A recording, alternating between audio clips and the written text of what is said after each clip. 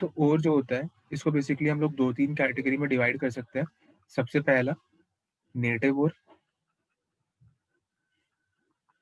Native और as the name suggest कि वो और जो नेटिव फॉर्म में मिले, मतलब कंबाइंड फॉर्म में ना मिले, मतलब अपने मेटालिक फॉर्म में मिल जाए, फ्री स्टेट में मिल जाए नेचर में, ठीक है?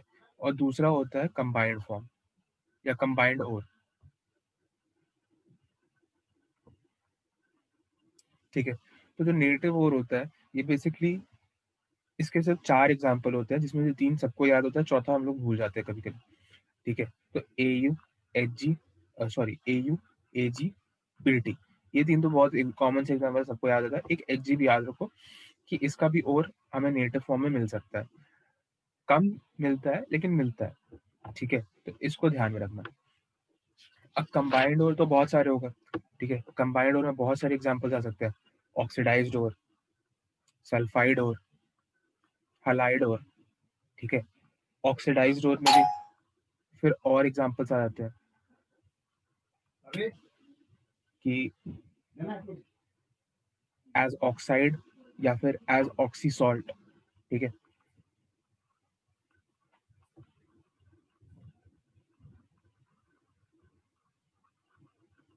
और इसके बाद भी फिर सल्फाइड और में भी और हैलाइड और में, इसमें तो खैर सॉल्ट फॉर्म में मिलता है जब सल्फाइड की बात करेंगे तो। और हैलाइड में भी हम लोग को सॉल्ट फॉर्म में ही मिलता है, तो इसमें ज़्यादा डिस्टिंक्शन नहीं है, ठीक है? बस यहाँ पे इस चीज़ को ध्यान रखना, और ये सब टर्म्स है, ये टर्म्स के बारे में ज़्यादा पूछा नहीं जाता है, लेकिन जानने के लिए हम लोग पढ़ लेते हैं, ठीक है? अब अगर कुछ ओर्स का यहीं पे तुमको नाम बताना चाहे, जैसे सल्फाइड ओर में एक बहुत कॉमन सा ओर होता है जिसको हम लोग बोलते हैं पीबीएस, गैलेना, ठीक है?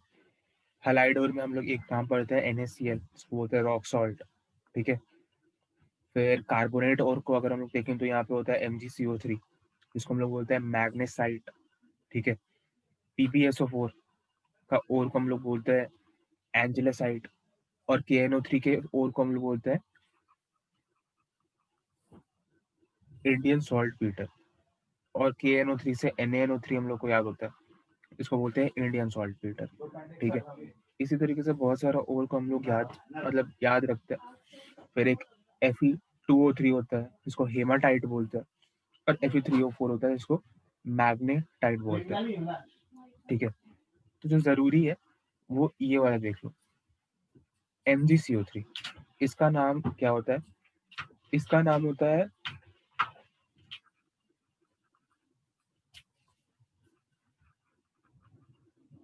मैग्नेसाइट, ठीक है? और जो Fe अ, 3O4, 3O4 का नाम होता है मैग्नेटाइट।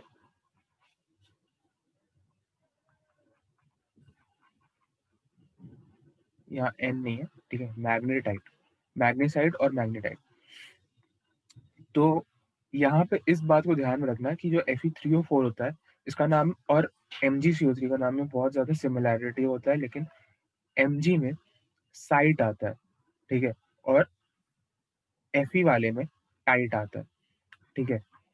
आसानी से ध्यान भी रख सकते हैं क्योंकि Mg जो होता है सॉफ्ट मेटल होता है, और Fe जो होता है हार्ड मेटल होता है, टाइट, ठीक है? और सॉफ्ट। इस तरीके से करके इसको ध्यान में रखना, ठीक है? ये बहुत बार कन्फ्यूजन का फैक्टर बन जाता है, ठीक है? ये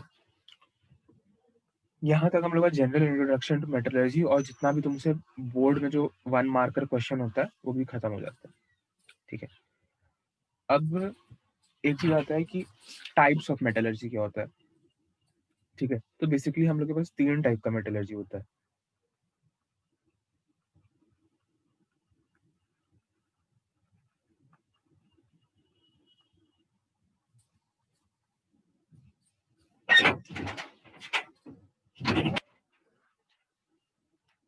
हाइड्रोमेटलर्जी,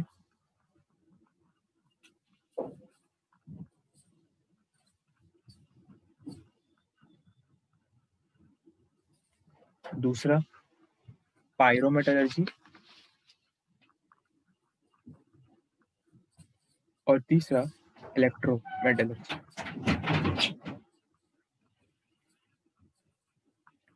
ठीक है, ये 3 टाइप का जो मेटलर्जी होता है यही सबसे ज़्यादा कॉमन, मतलब यही 3 टाइप के मेटलर्जी बेसिकली हम लोग के सिलेबस में। ठीक है, अब हाइड्रो क्या होता है, पायरो क्या होता है और इलेक्ट्रो क्या होता है? तो हाइड्रो, इन तीनों का नाम में इसका मतलब छुपा हुआ है।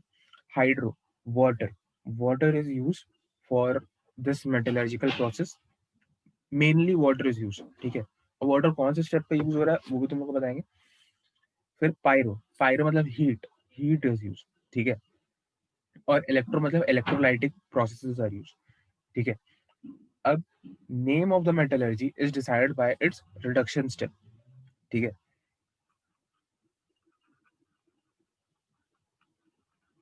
Name of the metallurgical process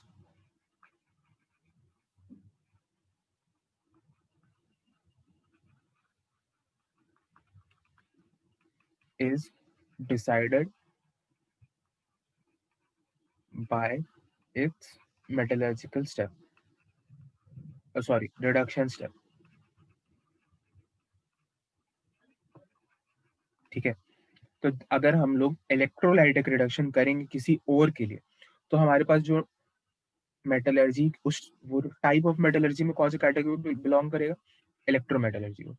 जब हम लोग हीट देके उसका रिडक्शन कराएंगे तो पायरोमेटलर्जी को, और जब हम लोग वाटर से करेंगे तो वो हाइड्रोमेटलर्जी को। ठीक है, यही 3 बेसिक ब्रॉड टाइप्स होता है मेटलर्जी को, मेटलर्जी का, जिसके अंडर हम लोग सारे के सारे मेटलर्जी को क्लासिफाई या डिवाइड कर देंगे।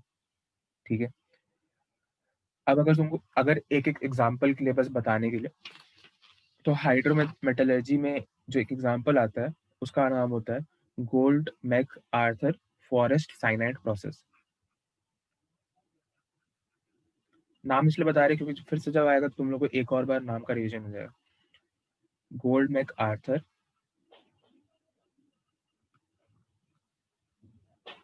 Forest cyanide process. ठीक है, खराब हैंड राइटिंग के हम तुम लोग को पहले ही बोल दिए कि आज हैंड राइटिंग थोड़ा खराब ही रहेगा। पायरोमेटलर्जी का अगर हम लोग एग्जांपल दे तो कोई भी स्मेल्टिंग वाला प्रोसेस अगर उठा ले, जैसे extraction of iron in blast furnace. ठीक है, और इलेक्ट्रोमेटलर्जी में हॉल हेरोल्ड्स प्रोसेस।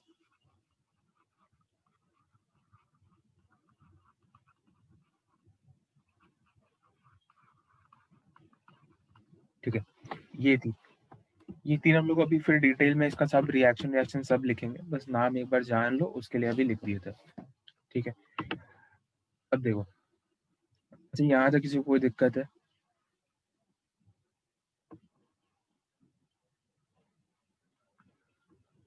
नहीं है।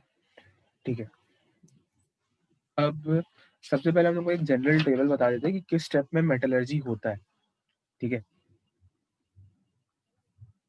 तो सबसे पहले जो कॉमन स्टेप्स इन मेटलर्जी होता है उसमें से सबसे पहला स्टेप होता है crushing and grinding.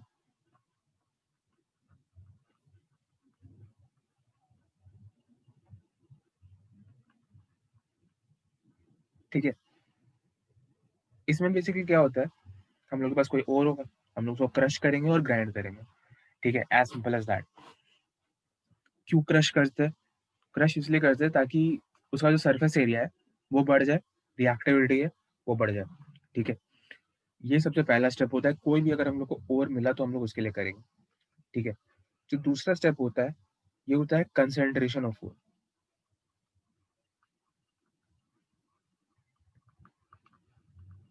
Concentration of powdered और स्पेसिफिक कर देते हैं। और इसी स्टेप का एक दूसरा नाम होता है पेनिफिकेशन स्टेप।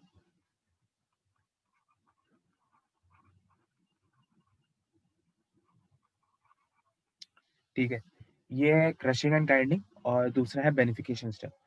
अब अगर हम लोग तीसरा एग्जाम्पल, तीसरा जो स्टेप होता है कॉमन में, इसको ले, तो यहाँ पे हमारे पास आता है change of oxide, sorry change into oxide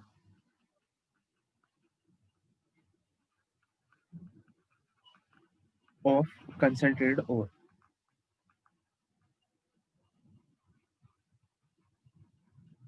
ठीक है। चौथा स्टेप जो हमारे पास आता है ये होता है रिडक्शन। पांचवा स्टेप जो इसके बाद हमारे पास आता है ये होता है प्यूरिफिकेशन। प्यूरिफिकेशन को हम लोग रिफाइनिंग भी कहते हैं। ठीक है। और बेसिकली हम लोग का यहाँ पे मेटलर्जी पूरा एंड हो जाता है किसी भी मेटल के लिए। ठीक है। तो ये जो 5 स्टेप्स है इसको एटलीस्ट बाय हार्ट याद रख लेना। ठीक है। क्योंकि ये जो है ये हम लोग हर बार रिपीट करेंगे। ठीक है। सारे के सारे प्रोसेसेस में सारे के सारे और के साथ हम लोग यही रिपीट करेंगे। ठीक है। अब इस टेबल को थोड़ा सा और इलैबोरेट करते हैं। कंसंट्रेशन ऑफ पाउडर ओर में कौन से मेथड हो सकते हैं? तो इसके 2 मेथड हो सकते हैं, एक फिजिकल मेथड और एक केमिकल मेथड। केमिकल मेथड को हम लोग लीचिंग भी कहते हैं और फिजिकल मेथड के और 3 सब टाइप्स आते हैं। ठीक है। सबसे पहला होता है ग्रेविटी सेपरेशन, दूसरा होता है फ्रॉथ फ्लोटेशन और तीसरा होता है मैग्नेटिक सेपरेशन। ठीक है। फ्रॉथ फ्लोटेशन, ग्रेविटी सेपरेशन और मैग्नेटिक सेपरेशन।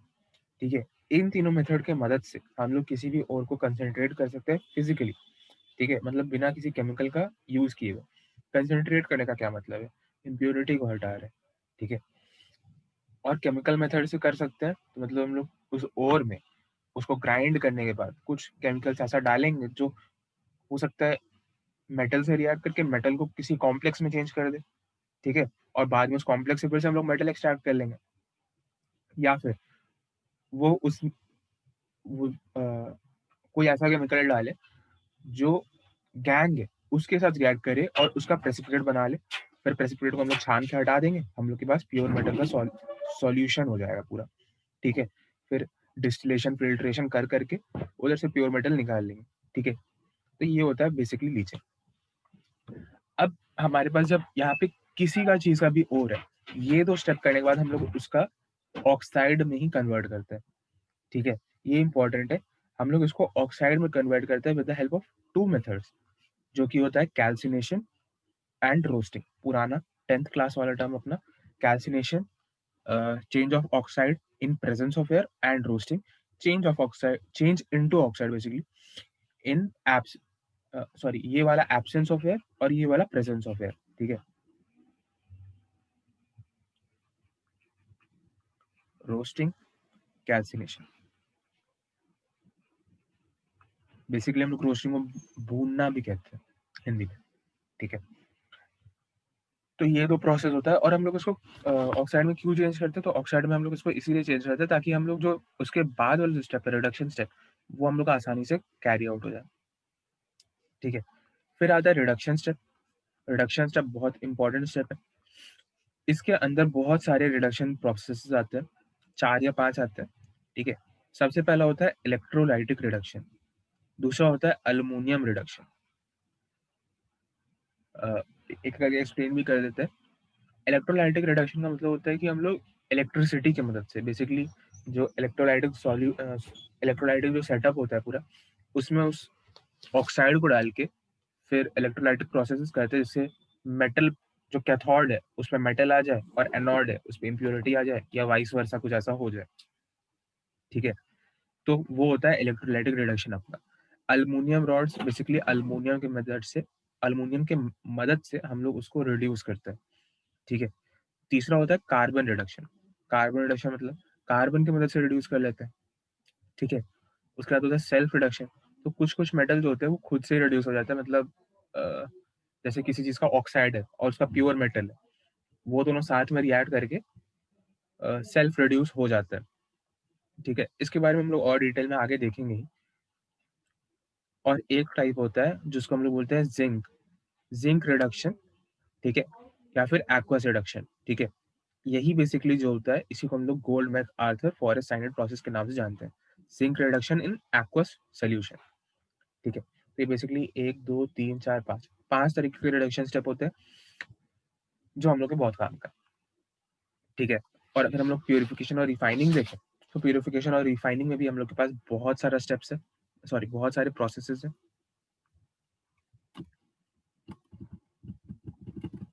ठीक है? ब्रॉडली अगर कहें तो हमारे पास इलेक्ट्रो रिफाइनिंग है, स्पेशल मेथड्स है और ऑक्सीडेशन मेथड्स है, ठीक है? Electrolytic refining as a name suggest, जिसमें फिर से हम लोग इलेक्ट्रोलाइटिक सेटअप बनाएँगे, कैथोड एनोड डालेंगे और इलेक्ट्रोलाइटिक मेथड से रिफाइन कर देंगे, ठीक है? अब आता है यहाँ पे हमारे पास स्पेशल मेथड। तो स्पेशल मेथड में तुम लोग नाम सुनोगे ज़ोन ज़ोन रिफाइनिंग का, मॉन्ड्स प्रोसेस का, वैन आर्कल मेथड का, ठीक है? ये 3 नाम तो बेसिकली सुने ही होंगे। ये आता है स्पेशल मेथड में। और तुम लोग को हम क्यों बोल रहे हैं कि तुम सुने होंगे, क्योंकि बेसिकली तुम लोग 12 में हो और स्कूल जाते हो, ठीक है? तो वहाँ पे एटलीस्ट नाम सुने होंगे, इसीलिए बोल रहे हैं क्योंकि अभी आप कोई 11 का बच्चा भी क्लास कर नहीं रहा है, ठीक है? और दूसरा होता है ऑक्सीडेशन मेथड का। ऑक्सीडेशन मेथड में हमारे पास आता है मेस्मराइजेशन, कपिलेशन, पोलिंग।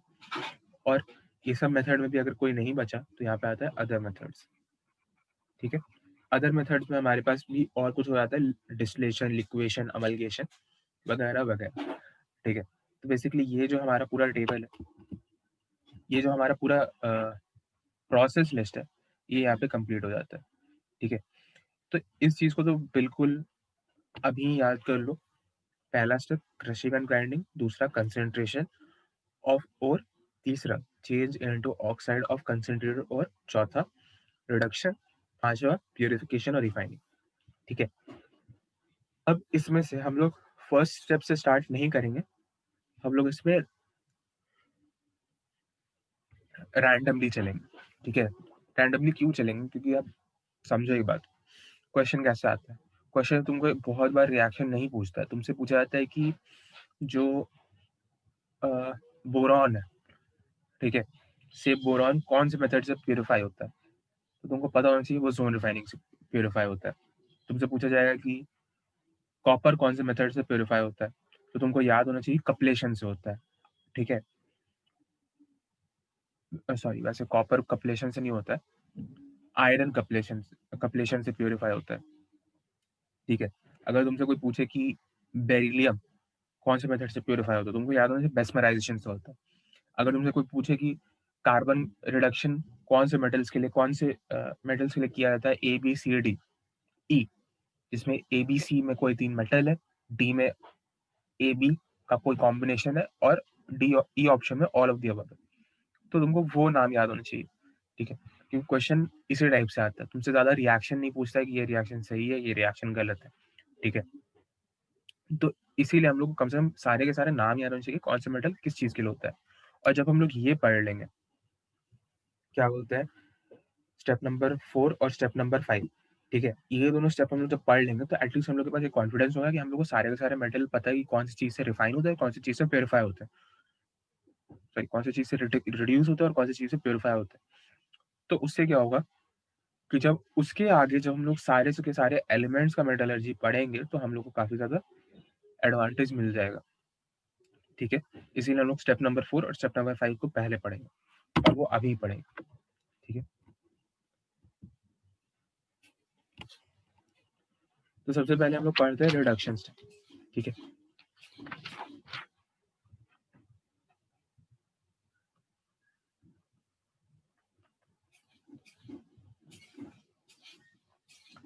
एक मिनट रुक जाना, व्हाट्सएप पे बंद कर देता है, बीप बीप होते रहता है, बहुत डिस्ट्रैक्शन देता है।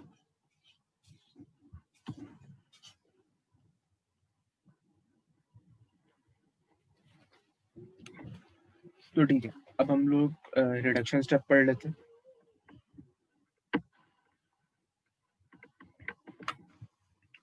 रिडक्शन स्टेप में हम तुमको एक टेबल बताए होंगे, दोनों बैचेस में बता ही चुके होंगे, जो आता है इलेक्ट्रोकेमिकल सीरीज वाला जो टेबल जो सीक्वेंस होता है, ठीक है? लक्ष्मीकांत को सोडियम आ गया, आलू मुझे जानकर, आयरन सन, लेड, कॉपर होगा आगे सोना, ठीक है?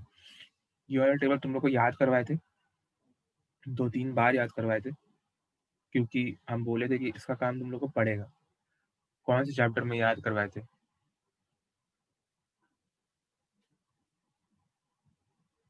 कौन से में करवाए थे?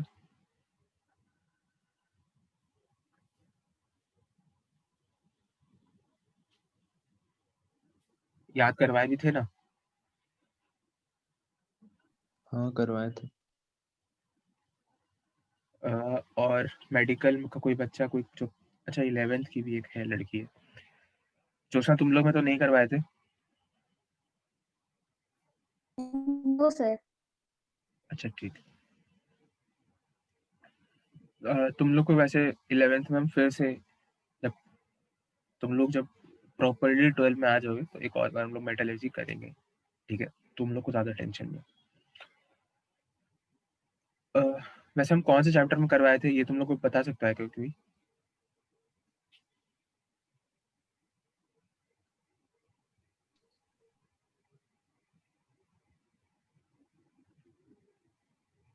बोलो।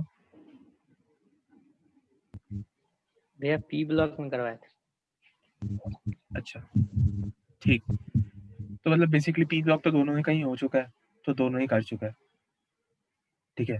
तो हम इसीलिए वो टेबल अब लिखते हैं, एक बार रिवाइज कर लेते हैं, ठीक है? लिथियम, पोटेशियम, ये टेबल मेरे साथ अपनी कॉपी में बनाते जाओ, ठीक है? रफ में। Calcium, sodium, magnesium, aluminium,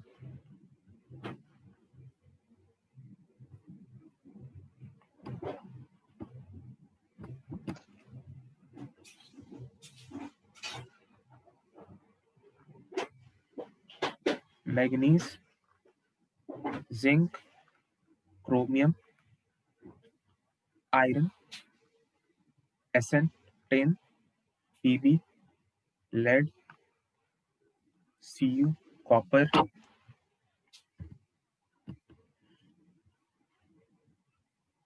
Hg,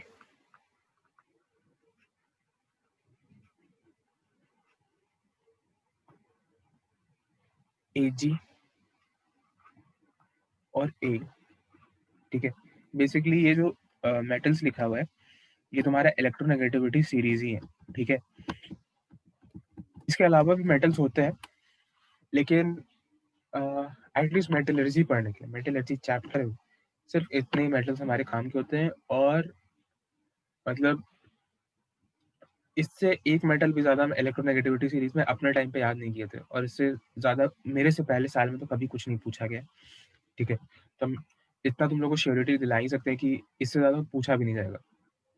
hydrogen कहाँ होता है, बस ये इंपॉर्टेंट है। हाइड्रोजन लेड और कॉपर के बीच में होता है, ठीक है? तो बस यही है। और तुम लोग जब इलेक्ट्रोकेमिस्ट्री पढ़े होते तो तुम लोग ये भी पढ़े थे कि इलेक्ट्रोनेगेटिविटी सीरीज ये होता है, फिर उसमें जो बड़े-बड़े अनायंस होते हैं PO4 3-, SO4 2-, ये सारे के सारे कुछ तुम लोग पढ़े थे, मतलब कि वो कैथोड पे जाता है कि एनोड पे नहीं जाता है, कि वाटर पहले जाता है, ये सब चीज़ तुम लोग का हो चुका है, ठीक है? तो तुम लोग को तो अब बहुत ज़्यादा क्लैरिटी है इस चीज़ का कि इलेक्ट्रोकेमिकल सीरीज का काम क्या होता है बेसिकली। बेसिकली वही काम है। मेटलर्जी में ये काम है कि इस सीरीज से हम लोग बता सकते हैं कि कौन सा मेटल कौन से रिडक्शन प्रोसेस के थ्रू जा रहा है, ठीक है? तो अगर तुमको ये सीरीज याद है तो तुमको सब चीज़ याद है मेटल, मतलब रिडक्शन का, ठीक? और यहाँ पे जितने भी मेटल लिखे हुए हैं, जितने भी मेटल, सबका तुमको मेटलर्जी पता होना चाहिए, ठीक है? तो यहाँ पे बहुत सारे मेटल लिखे हैं, लेकिन इन सबका मेटलर्जी तुमको पता होना चाहिए, यही गेम का रूल है, ठीक? तो इसका जो निमोनिक है वो भी एक बार बता देते हैं अगर कोई नहीं किसी को पता हो तो। लक्ष्मी कांत का सोडियम मांगे आलू मुझे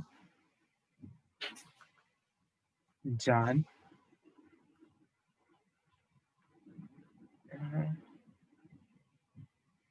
देखो ये वाला जे से नहीं स्टार्ट करेंगे, ठीक है? मुझे जानकर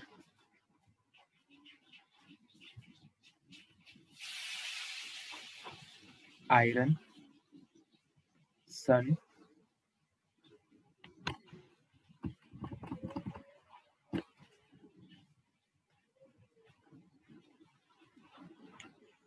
लेड,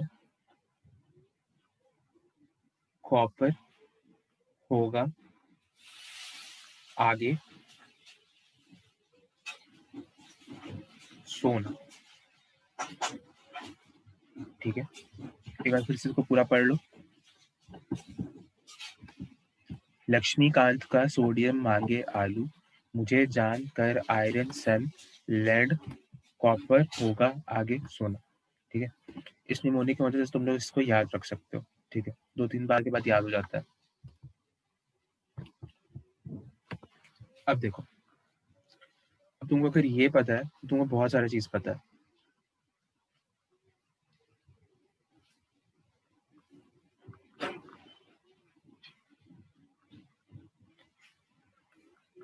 अब इसमें डायरेक्टली लिख रहे हैं। ठीक है, लिथियम से लेके अल्युमिनियम तक हम लोग जो रिडक्शन प्रोसेस यूज करते हैं वो होता है इलेक्ट्रोलाइटिक रिडक्शन।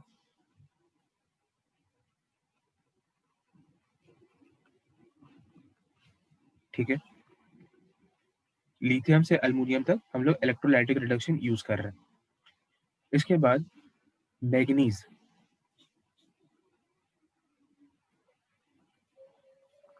फिर जिंक नहीं, क्रोमियम, इन दोनों के लिए हम लोग यूज करते हैं aluminium rod, sorry aluminium reduction. ठीक है, अल्युमिनियम रिडक्शन इन दोनों के लिए यूज करते हैं। ठीक है, इसके बाद अगर हम लोग देखें तो जिंक, आयरन, टिन और लेड,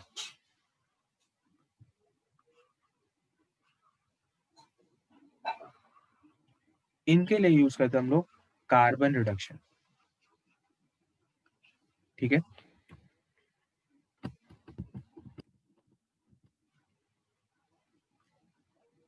लेड के लिए, कॉपर के लिए और मरकरी के लिए हम लोग यूज करते हैं सेल्फ रिडक्शन। और सिल्वर और गोल्ड के लिए हम लोग यूज करते हैं zinc reduction in aqueous solution. ठीक है, एक चीज तुम लोग के नोटिस में आया होगा कि लेड को हम दो चीज में डिवाइड किया है, एक कार्बन रिडक्शन, एक सेल्फ रिडक्शन। तो हाँ, लेड का दोनों रिडक्शन होता है, कार्बन भी होता है और सेल्फ रिडक्शन भी होता है। ओवर द टाइम हम लोग देखेंगे कब और कैसे। ठीक है, अभी पॉइंट ऑफ इंपॉर्टेंस ये नहीं है, पॉइंट ऑफ इंपॉर्टेंस ये है कि रिडक्शन टेबल है, इसमें बाकी चीज हम लोग को आना है। ठीक है, देखो जो इलेक्ट्रोलाइटिक रिडक्शन का मेथड होता है वो सबसे खतरनाक मेथड होता है, सबसे खतरनाक मेथड। मतलब अगर तुम किसी को रिड्यूस, जो चीज रिड्यूस नहीं भी होना चाहता है उसको भी तुम उससे रिड्यूस करा सकते हो। ये रिडक्शन टेबल तुम लोगों को क्या बताता है? ये तुम लोग को बताता है कि ई नॉट वैल्यूज किसका सबसे ज्यादा नेगेटिव है वो सबसे ज्यादा ऊपर है। ठीक है, और जैसे जैसे हम लोग नीचे जाना शुरू करते हैं इलेक्ट्रोलाइटिक टेबल में, तो बताता है रिड्यूस होने का टेंडेंसी किसी भी मेटल का इंक्रीज करते जाते हैं। ठीक है, जैसे जैसे हम लोग इस टेबल के नीचे जाते हैं तो रिड्यूस होने का टेंडेंसी किसी भी मेटल का बढ़ जाता है। रिड्यूस होने का क्या मतलब होता है?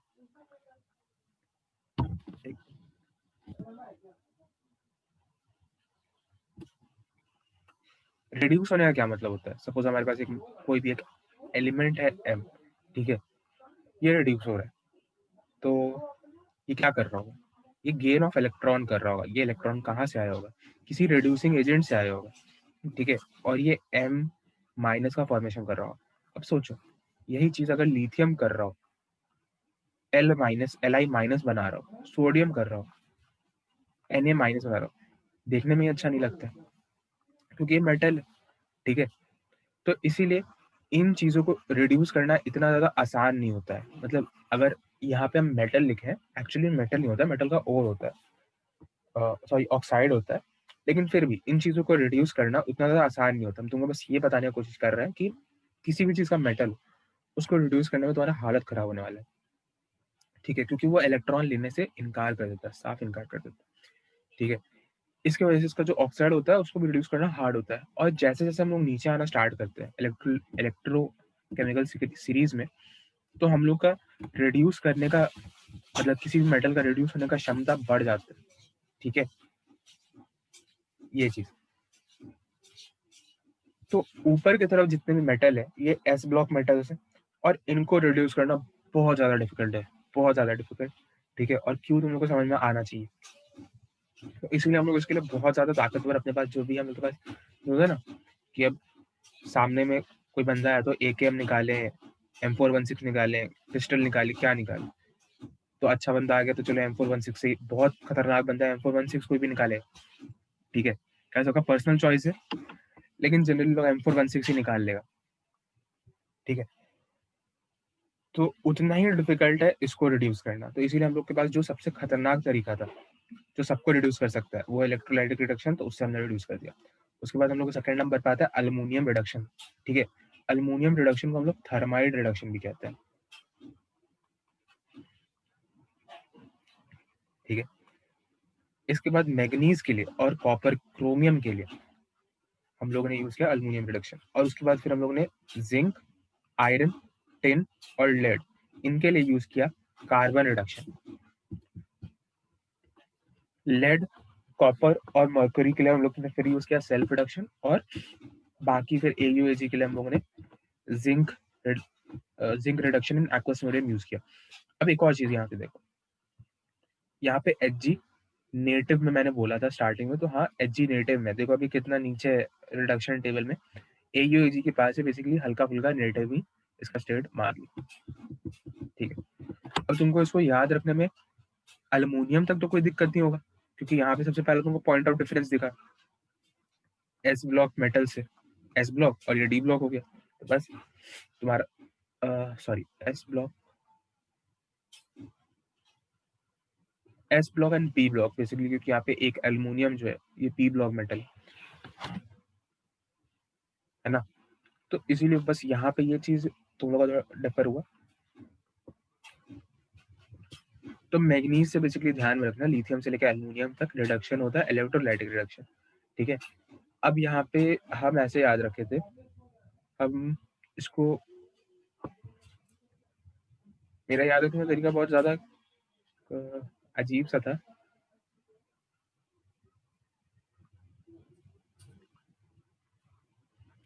टू 43 करके याद रखे थे। ठीक है, एक्चुअली मेरा प्लॉट नंबर है 423। ठीक है, तो हम उसको ऐसे चेंज कर दिए थे, इसको इधर ले आए थे और 243 करके याद रखते थे इसको। ठीक है, हम यही सीक्वेंस ही याद करते थे, जब भी हमको रिडक्शन याद करना होता तो हम अपना प्लॉट नंबर याद रखते थे। खुद को ऐसे ही सिखा लिए थे कि जब भी कुछ तुमको रिडक्शन का क्वेश्चन है, रिडक्शन का क्वेश्चन में तुम अपना प्लॉट नंबर याद रखो 423, 2 को पहले ले लो। ठीक है, तो जब तुमको अल्युमिनियम रिडक्शन लेना होगा तो पहले तुम्हारे पास 2 मेटल्स आएंगे, मैग्नीज और एक छोड़ के क्रोमियम, इन दोनों के लिए हो रहा है अल्युमिनियम रिडक्शन। फिर अगले 4 के लिए होगा कार्बन रिडक्शन, फिर अगले 3 के लिए होगा सेल्फ रिडक्शन, और फिर अगले 2 के लिए मतलब इसके बाद मेरा प्लॉट नंबर का खेल खत्म हो जाता है।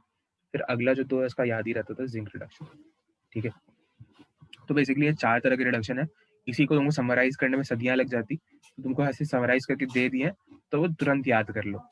ठीक है, कौन सी चीज कौन से के लिए यूज होता है। ठीक है, और जहां जहां अल्युमिनियम आ जाए वो तो भाई बहुत इंपॉर्टेंट जगह है पूरे मेटलर्जी में। 6 नाम जुड़ा है अल्युमिनियम से। ठीक है, 6 नाम। तो इसीलिए अल्युमिनियम को तो हम स्पेशली पढ़ेंगे और कोशिश करें सबसे पहले अल्युमिनियम को ही पढ़ के खत्म करें। ठीक है, तो ये हो गया यहाँ पे अपना रिडक्शन कंप्लीट। यहाँ तक अगर किसी को कोई डाउट है, कुछ पूछना है तो पूछ लो।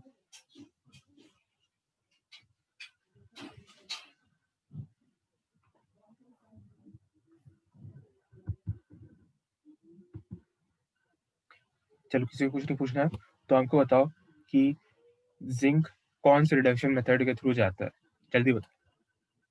Carbon reduction. SN कौन से रिडक्शन मेथड से जाता कार्बन। Carbon reduction. है? गोल्ड और silver. Zn reduction. Zinc, calcium, sodium, magnesium. Electrolytic. तो अब तुमको बेसिकली रिडक्शन चीज हल्का फुल्का याद हो गया और तुमसे ऐसे ही पूछा जाएगा कि अगर जे एडवांस का प्रीवियस ईयर पेपर भी देखोगे यही पूछा जाता है which of the following undergoes smelting. Smelting का नाम होता है कार्बन रिडक्शन, प्यार से उसको स्मेल्टिंग बोला जाता है। ठीक है, तो एटलीस्ट तुमको पता चल गया कौन कौन से जाते हैं, कुछ तो वहाँ पे मतलब कुछ करने का मतलब कुछ तो मतलब वहाँ पे सही करके आ सकते हो, ऐसे बोला जाता है। तो तुम लोग भी बहुत चीज सही करके आओगे, लेकिन बस बोलने के तरीके में आ जाता है। ठीक है, तो एटलीस्ट थोड़ा सा कॉन्फिडेंस आ रहा है कि मेटलर्जी भी अपने से हो सकता है। ठीक है, क्योंकि मेटलर्जी बहुत बड़ा चैप्टर है और इनऑर्गेनिक केमिस्ट्री का कोर होता है। जिस भी किसी को इनऑर्गेनिक केमिस्ट्री का अच्छा लगता है तो उसको मेटलर्जी बहुत पसंद आता है। ठीक है, और हमको मेटलर्जी सही में बहुत अच्छा लगता था। स्टार्टिंग में हम एक सेमेस्टर मेटलर्जी में अपना क्लास किए थे, मतलब मेटलर्जिकल इंजीनियरिंग में, वो भी हमको अच्छा लगता था। थोड़ा सा ब्रांच चेंज हो गया। चलो अभी कौन से ब्रांच में गए आप? अब हम केमिकल में। हम एक्चुअली ऐसा सोचे थे कि मेटलर्जी तो ठीक है, केमिस्ट्री ज़्यादा अच्छा लगता है, केमिकल में जाएंगे तो केमिस्ट्री ज़्यादा पढ़ेंगे और अच्छा लगेगा। लेकिन केमिकल में केमिस्ट्री ज़्यादा नहीं पढ़ाता है, केमिस्ट्री के नाम पे सिर्फ काइनेटिक्स वाइनेटिक्स पढ़ाता है, थर्मो में और पढ़ाता है, ज़्यादा फिजिक्स रहता है और मैथ्स ही रहता है, फिर इंटरेस्ट खत्म हो गया।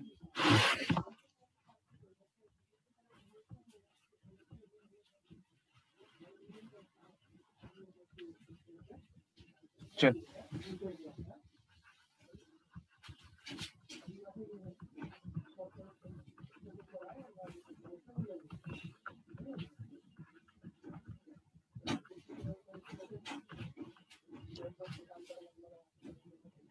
अब देखते हैं हम लोग रिफाइनिंग और प्यूरिफिकेशन। ठीक है, तो ये वाला जो खेल है रिफाइनिंग या प्यूरिफिकेशन का, ये पूरा का पूरा निमोनिक का खेल है। ठीक है, मस्त मस्त निमोनिक आते हैं तो मस्त मस्त उसको याद रखते जाओ। ठीक है, सबसे पहले हम लोग यहाँ पे देख लेते हैं इलेक्ट्रो रिफाइनिंग।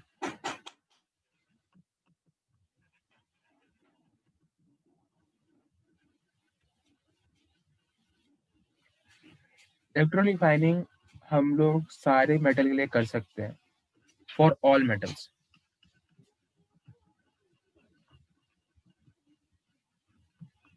Accept iron. ठीक है, for all metals accept iron हम लोग इलेक्ट्रो रिफाइनिंग कर सकते हैं। आयरन के लिए क्यों नहीं कर सकते? तो आयरन में ऐसा क्या खराबी है? आयरन में ये खराबी है क्योंकि इसका इलेक्ट्रो रिफाइनिंग इकोनॉमिकली वाइबल नहीं है। ठीक है, करने के लिए तो कर देंगे लेकिन उतना पैसा नहीं बचेगा, तो क्यों करें? और भी तो तरीके हैं। ठीक है, बस यही सोच के हम लोग आयरन के लिए नहीं करते। ठीक है, बेसिकली दुनिया में आयरन का खपत बहुत ज्यादा है और आयरन का प्रोडक्शन भी बहुत ज्यादा है और इलेक्ट्रोलाइटिक रिफाइनिंग महंगा पड़ जाता है। ठीक है, तो आयरन का ओवरऑल कॉस्ट, सपोज आयरन का कॉस्ट तुमको मिल रहा है मार्केट में, मान लो 1000 रुपया का, कुछ भी मान लो 100 किलो मिल रहा है, 100 किलो ज्यादा हो गया, 10 किलो मिल रहा है। ठीक है, तो क्या होगा कि अगर तुम इलेक्ट्रोलाइटिक रिफाइनिंग कर लोगे तो तुमको 200 रुपया पड़ जाएगा 1 किलो बनाने में। तो क्यों करोगे भाई ऐसा? इससे अच्छा सीधे सीधे मार्केट से नहीं खरीद लेंगे। ठीक है, तो इसीलिए हम लोग इस मेथड को नहीं यूज करते और बाकी हर मेथड के लिए हम लोग इलेक्ट्रोलाइट, हर मेटल के लिए हम लोग इलेक्ट्रोलाइटिक रिफाइनिंग को यूज कर लेते हैं। ठीक है, अब हर मेटल के लिए कर लेते हैं तो सिर्फ वो मेटल के लिए नहीं करते जो यहाँ पे हम लोग इलेक्ट्रोलाइटिक रिडक्शन कर रहे हैं। ठीक है, ये सब के लिए तो करते ही करते हैं और इसके बाद भी जो मेटल बचते हैं सबके लिए करते हैं। और यहाँ पे अगर हम लोग सिर्फ सब मेटल ही लिखे तो हर किसी के लिए हम लोग इलेक्ट्रोलाइटिक रिफाइनिंग कर सकते हैं। ठीक है, यहाँ पे सारा मेटल ही लिखा है। हाँ, तो सबके लिए हम लोग इलेक्ट्रोलाइटिक रिफाइनिंग कर सकते हैं। ठीक है, तो अगर तुमसे ये सवाल बेसिकली मल्टी करेक्ट में आता है, ठीक है, तुमको दे देगा अल्युमिनियम। ठीक है, या फिर अल्युमिनियम छोड़ो, गैलियम। गैलियम तो बहुत कॉमन सा होता है, अभी के बाद कॉमन हो जाएगा। ठीक है, तो गैलियम का लिखेगा कि gallium is being reduced reduced gallium is being purified by electrolytic refining. Gallium is being purified by zone refining. Gallium is being refined by Mond's process. All of these both है NP. तुम्हारा answer होगा both है NP, क्योंकि gallium से metal, तो gallium metal होता है तो इलेक्ट्रो रिफाइनिंग तो जाएगा ही जाएगा, और साथ ही साथ जोन भी जाता है, वो अभी हम लोग पढ़ेंगे आगे। ठीक है, तो ये बेसिकली ये जो स्टेटमेंट होता है ये मल्टी करेक्ट में हम लोग को 1-2 नंबर कटवाने के लिए होता है। ठीक है, तो इसीलिए इस स्टेटमेंट का बस इतना ही इम्पैक्ट है।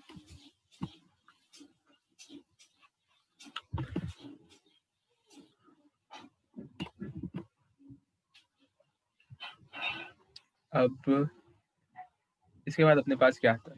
अपने पास इसके बाद आता है स्पेशल मेथड। पहले स्पेशल मेथड ही से स्टार्ट करते हैं।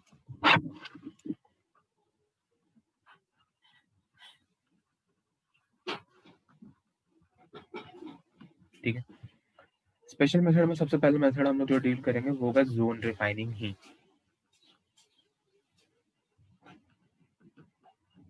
क्या होता है कोई मतलब नहीं है, कैसे होता है कोई मतलब नहीं है, किसके लिए होता है बस ये मतलब है। ठीक है, क्या हो मतलब उसका प्रोसेस क्या होता है ये भी हम लोग बाद में पढ़ लेंगे, फिर तुमको भी लगेगा कि क्या है यार, इस तो नहीं बताते। ठीक है, फिर भी बता देंगे जोन रिफाइनिंग क्या होता है, मतलब किसके लिए होता है, सॉरी उसका प्रोसेस क्या होता है। अभी पहले ये याद रख लो किसके लिए होता है, जो सबसे ज्यादा इंपॉर्टेंट है। ठीक है, जोन रिफाइनिंग होता है बोरॉन के लिए, गैलियम के लिए, इंडियम के लिए, जर्मेनियम के लिए, सिलिकॉन के लिए। ठीक है, और इसका कैरेक्टरिस्टिक ये होता है कि इस रिफाइनिंग के बाद तुम लोग को जो मेटल मिलता है वो अल्ट्रा प्योर होता है। ठीक है, बहुत प्योर, मतलब इतना प्योर होता है कि सब हिसाब ही नहीं। ठीक है, इतना प्योर तुमको मेटल मिल जाता है। ठीक है, जोन रिफाइनिंग के बाद किसके होता है? Boron, gallium, indium, germanium, silicon. Mnemonic का खेल देखो,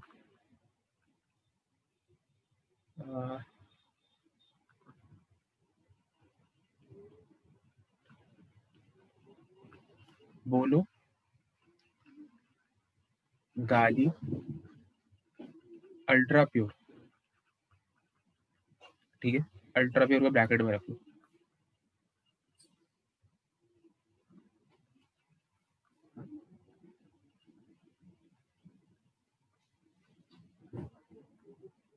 एक, अभी कुछ लिखना मत, अभी हम कुछ बोलेंगे भी, पहले लिख लेते हैं।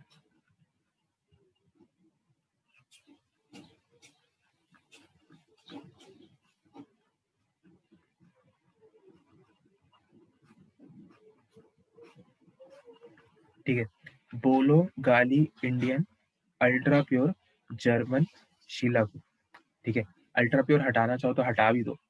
ठीक है, तो बोलो गाली इंडियन जर्मन शीलागु, मतलब बेसिकली इंडियन गाली देना है किसी जर्मन शीलागु। ठीक है, ये मुद्दा है अपना।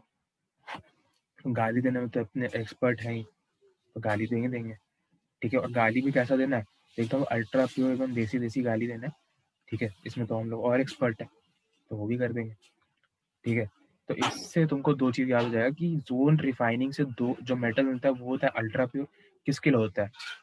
पोलो, बोरॉन, गाली, गैलियम, इंडियन,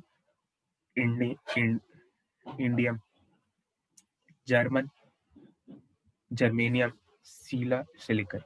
ठीक है, पीला आ रहा है।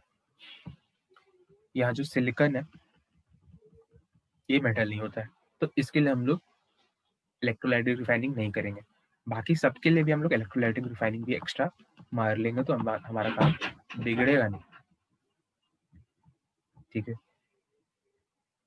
इतना चल रहा है, कम से कम निमोनिक लिख लो, नोट्स में साफ नहीं दिखेगा, बहुत गंदा खिंचखिचा के लिखा है।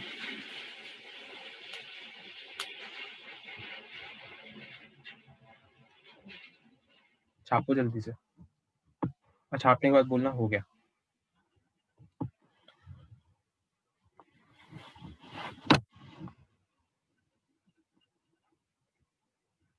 हो गया सर। ठीक, अगला प्रोसेस देखो।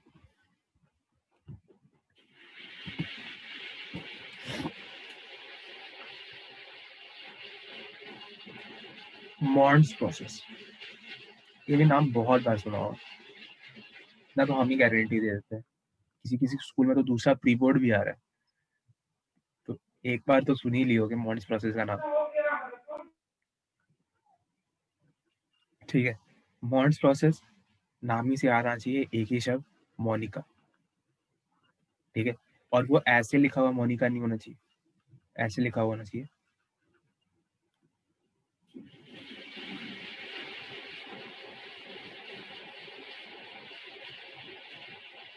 ठीक है, ऐसे लिखा होना चाहिए। बॉन्ड्स निकल के लिए होता है, और ये का नहीं होता, बेसिकली CO होता है, कार्बोनिल। ठीक है, कार्बोनिल के लिए हम लोग यूज करते हैं।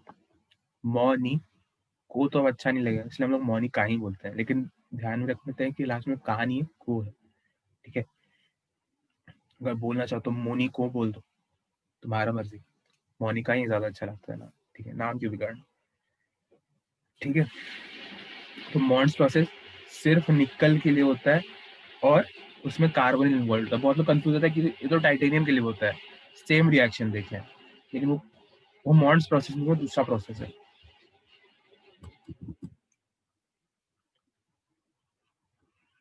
तीसरा प्रोसेस है वेन आर्कल मेथड, या फिर छोड़ो, वेन आर्कल से पहले दूसरा ही कर लेते हैं, क्रॉल प्रोसेस कर लो।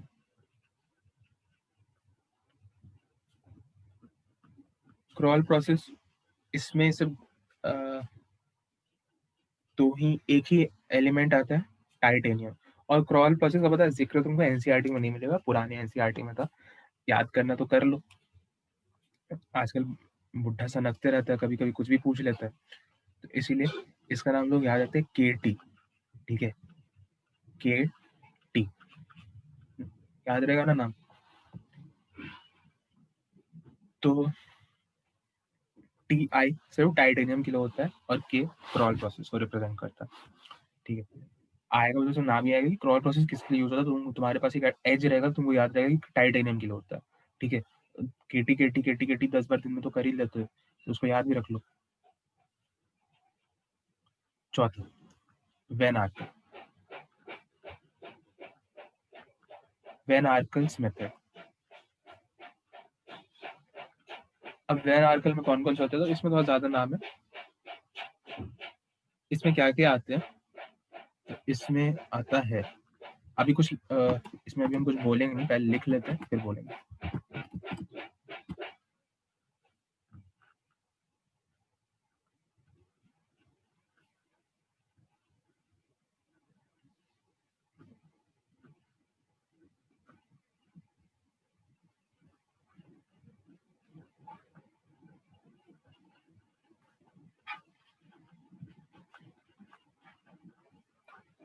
ठीक है, इसमें मेटल आता है vanadium, titanium, thorium, boron, bismuth, zirconium, hafnium.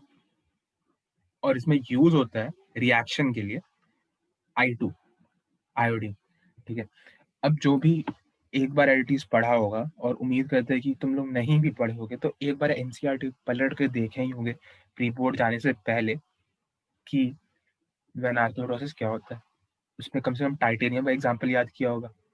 ठीक है, तो उसमें तुमने देखा होगा TiI4 को हीट करे तो TiI2, फिर उससे और हीट करे तो Ti+I2, इस टाइप से, फिर वो रिवर्सिबल, कुछ ऐसा देखा होगा। मॉन्स प्रोसेस में भी NiCO4 हीट किया तो Ni+4CO, ऐसा कुछ कुछ तो देखा होगा। ठीक है, तो इतना ही बस काफी है, कम से कम कुछ जो चल रहा है उस पर, उस समय जो याद नहीं हो पा रहा था, अब हम लोग याद कर पा रहे हैं। ठीक है, और 11 में जो है ज्योत्सना है, तो उसको ज्यादा टेंशन लेने का जरूरत नहीं है, क्योंकि उन लोगों को तो फिर से बताएंगे। ठीक है, क्योंकि उन लोग के पास अभी टाइम है ज्यादा।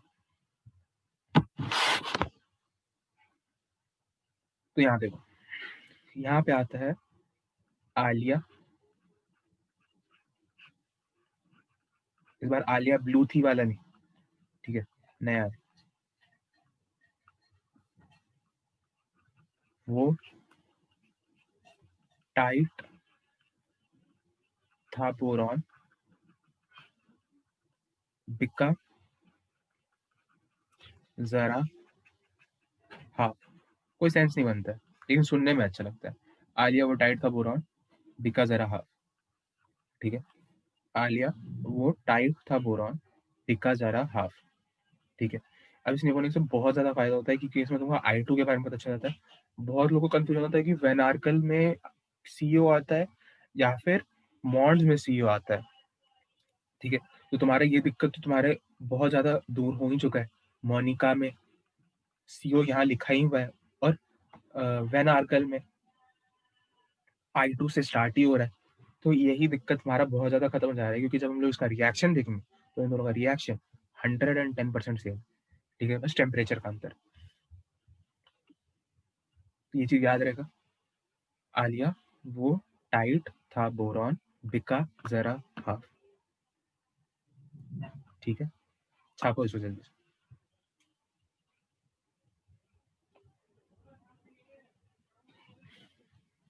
और हो जाए तो बोलना हो गया, तो आगे बढ़ेंगे।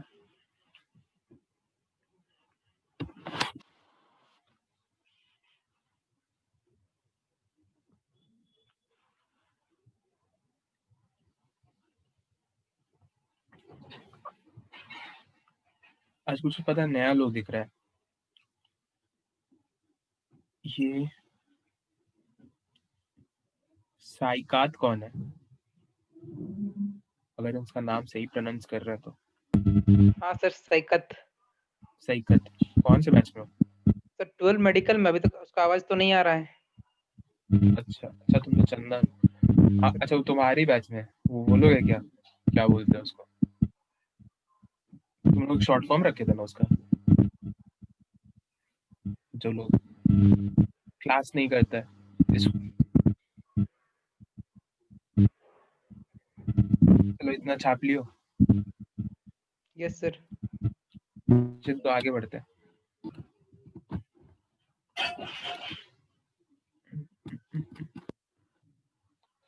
यहाँ पे हमारे स्पेशल मेथड्स भी खत्म हो जाते हैं। अब यहाँ पे आता है ऑक्सीडेशन मेथड।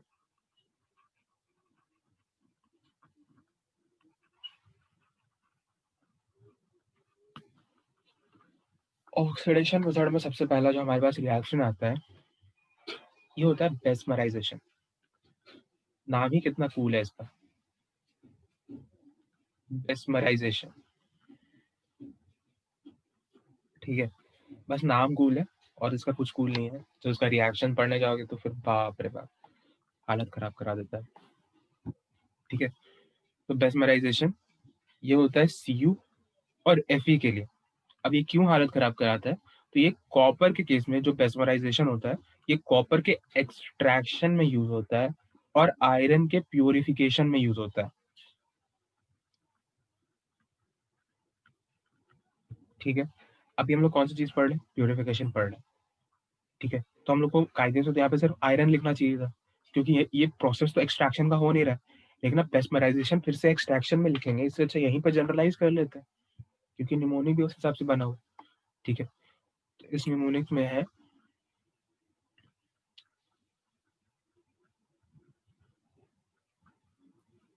बेवकूफी मत करना।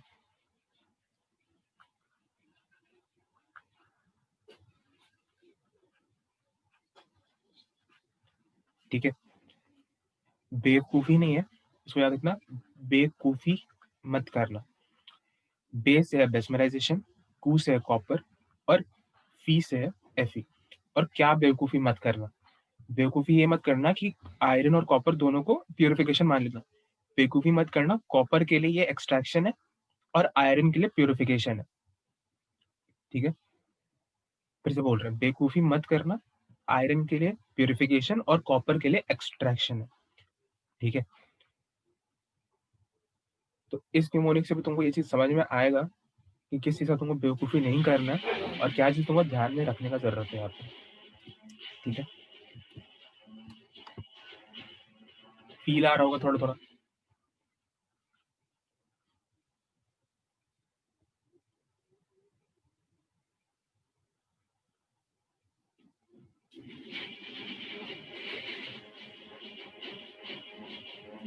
चलो तो अब आगे बढ़ते हैं। इसके बाद आता है कपलेशन।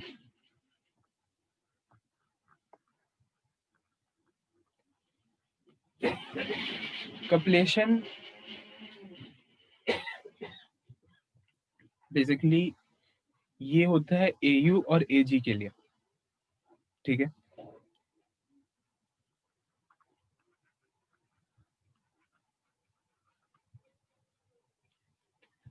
इसका पता है जब हम पढ़ रहे थे, जब हम मतलब जेई का प्रिपरेशन कर रहे थे, तो उस टाइम जब हमको सर इसका न्यूमोनिक बता रहे थे, तो हमको ये न्यूमोनिक कभी समझ में नहीं आया कि वो क्या कहना चाह रहा है, ठीक है। लेकिन अब हमको समझ में आता है कि वो क्या कहना चाह रहे थे, ठीक है। तो अब हम ज़्यादा इसमें टाइम वेस्ट तो नहीं करेंगे और ना ही ज़्यादा न्यूमोनिक बताएंगे, ठीक है। तुम लोग बस याद रख लो एयू और एजी के लिए होता है कपलेशन, ठीक है। और अगर थोड़ा ज़्यादा याद रखना है तो ये याद रखो कि एयू और एजी में अगर लेड की इम्प्योरिटी होती है,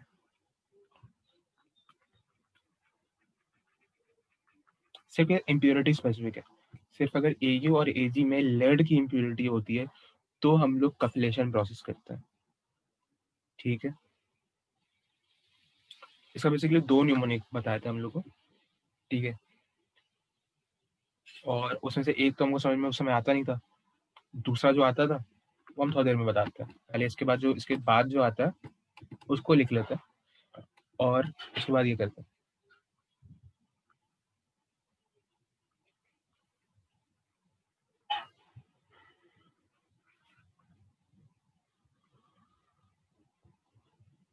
पोलिंग, ठीक है। पोलिंग मेथड होता है, इसमें पोली का इस्तेमाल किया जाता है, ठीक है। तो और हाँ, शायद कपलेशन को हम लोग खपड़ीकरण भी बोलते हैं, ठीक है, शायद। तो उसका हिंदी में नाम होता है खपड़ीकरण। तो बेसिकली क्या होता है कि ये खोपड़ी लेते हैं, जैसे पहले के ज़माने में भी तो एक्सट्रैक्शन होता ही था, प्यूरिफिकेशन सॉरी, ये सब चीज़ तो होता ही था। तो उस समय तो उतना हाई सस्टेनेबल वेसल्स नहीं था अपने पास, तो हम लोग क्या, तो उस समय साइंटिस्ट ने क्या देखा कि किसी इंसान का खोपड़ी बहुत ज़्यादा हीट को झेल सकता है। तो क्या करता था, एक आदमी को पकड़ के लाता था, गर्दन काटता था, ठीक है, सारा स्किन हटाता था और उसका जो खोपड़ी होता था उसमें इसका ओर को डाल के उसको गर्म कर देता था। लास्ट में खोपड़ी टूट गया, मेटल निकाल के चल लो अपना काम कर, फिर अगले दिन दूसरे इंसान को लाना है, ठीक है। तो इसको भी जब हम लोग इसका प्रोसेस देखेंगे तो फिर से इस बात को बताएंगे, ठीक है। पोलिंग, पोलिंग हम लोग करते हैं एसएन के लिए और सीयू के लिए, ठीक है। इसका नंबर देखो,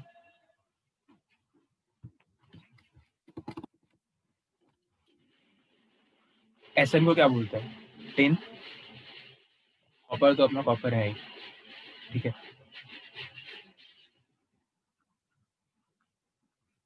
टिंकू की पोल खोलो,